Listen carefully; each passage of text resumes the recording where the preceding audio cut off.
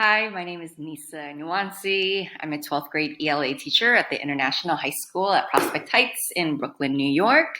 I'm going to be sharing a strategy where I am using translanguaging writing conferences for struggling students.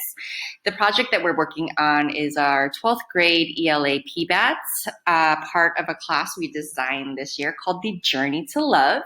And the text that we have read and are discussing is All About Love by Bell Hooks.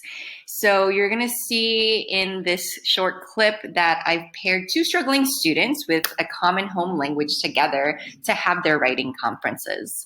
Both of these students are Arabic speakers. So I had one student, the writer, read his body paragraph while the classmate listened.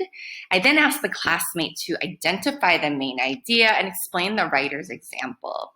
And when he was unable to do so, the student translated the main points into the home language. The classmate was then asked to summarize it for the teacher and for the writer. He will not go into his friend because he wants everything for himself. Mm-hmm. Okay. All right. Hussein. Good job, Matt. What do you think of this paragraph that Ahmad wrote? It was nice. Okay. Do you understand what's the main idea that Ahmad wrote about here?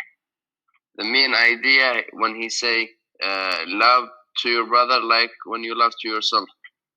Yeah, and what did he use as an example to show that idea? The relegation.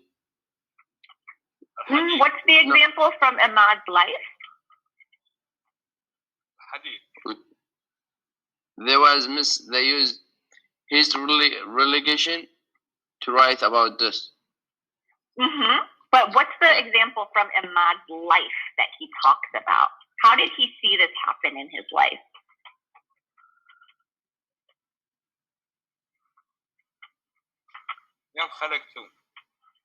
Yeah, Imad, can you explain the example about your friend? Explain it to Hussein. يوم كنت انا وصاحبي بعدين عديت ادير واحد فقير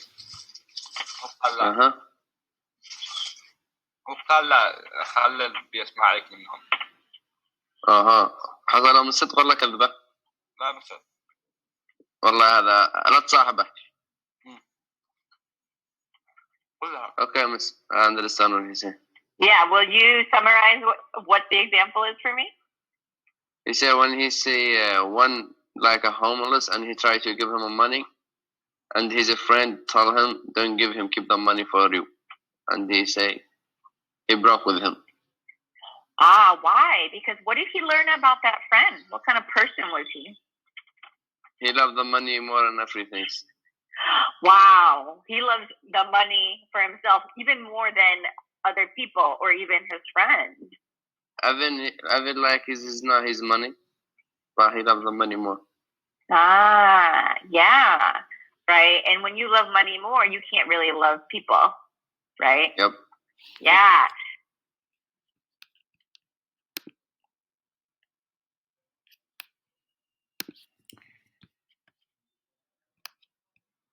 So this strategy was helpful in several ways. Students use their home languages to check for comprehension and also to deepen their understanding by thinking and speaking across languages. So even though the student had sat there and had heard the paragraph being read to him, it really took the native language and home language support to really bring all those things together. Because both of these students are very orally competent, right? But when it comes to writing, they needed to, revert back and really concretize the ideas in the language that they know the best. And for them, it was Arabic. I noticed that these two students were obviously more confident and engaged in their collaborative conferences. So just being together and having that support with the home languages made for a really constructive conference. And also, I noticed that the fluidity of the language prompted the students to even go back to their own work and revise their work.